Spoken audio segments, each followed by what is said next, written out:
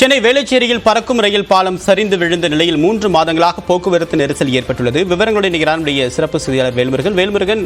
இத்தனை நாட்களாக சரி செய்யப்படாமல் இருப்பதற்கு காரணம் என்ன? வாகன ஓட்டிகள் இதுபோன்ற சிக்கலை சந்திக்கிறாங்க.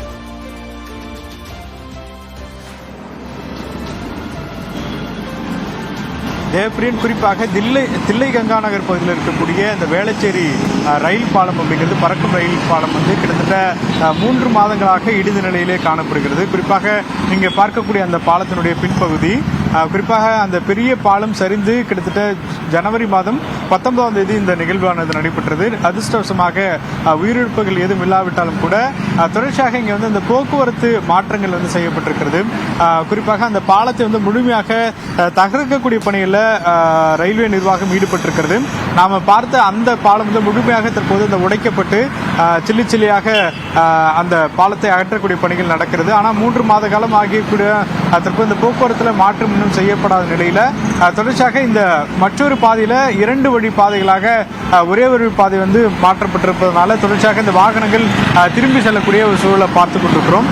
தொடர்ந்து இந்த பள்ளி நேரங்களில் அதே போல மாலை நேரங்களில் அதிகமாக பணிக்கு செல்லக்கூடியவர்கள் இங்க நீண்ட நேரம் போக்குவரத்து பாதிப்புல மாட்டக்கூடிய நிலையும் இருப்பதாக தெரிவிக்கின்றனர். குறிப்பாக தற்பொழுது நீங்க அந்த நேரடியாக காட்சிகளை பார்க்கலாம். இந்த பாலத்தினுடைய அடியில தான் வாகனங்கள் வரணும். இந்த பிரிட்ஜு கீழே விழுந்ததுனால என்ன ஆயிடுச்சுன்னா இந்த மற்றொரு பாதையை, குறிப்பாக இது வேளச்சேரி பரங்கிமலை செல்லக்கூடிய அந்த ஆதம்பாக்கம் சாலை, இந்த இடத்துல 2 புறத்திலும் தற்போது நடுவில் சாலையை 2ஆக பிரித்து வாகனத்தை இயக்கிட்டு வர்றாங்க. அதே போல அதிகமாக விபத்துகள் அவ்வப்போது இந்த பகுதியில் இந்த டேர்ன் பண்ணும்பொழுது ஒரு சில வாகனங்கள் மோதிக்கொண்டு வாகனத்தை திருப்புறாங்க. இது போன்ற பிரச்சனை இருக்கு. ரயில்வே நிர்வாகத்திடம் தொடர்பு கொண்டு கேட்டபோது என்ன சொல்றாங்கன்னா, இந்த பாலம் இடிக்கக்கூடிய பணிகள் தற்போது கிட்டத்தட்ட ஒரு 90% நிறைவு பெற்றிருக்கிறது. எனவே பாலத்தை தற்போது இந்த இடத்துல அந்த குறிப்பாக அந்த காங்கிரீட்டுகள் அங்கங்கே கிடக்கிறது.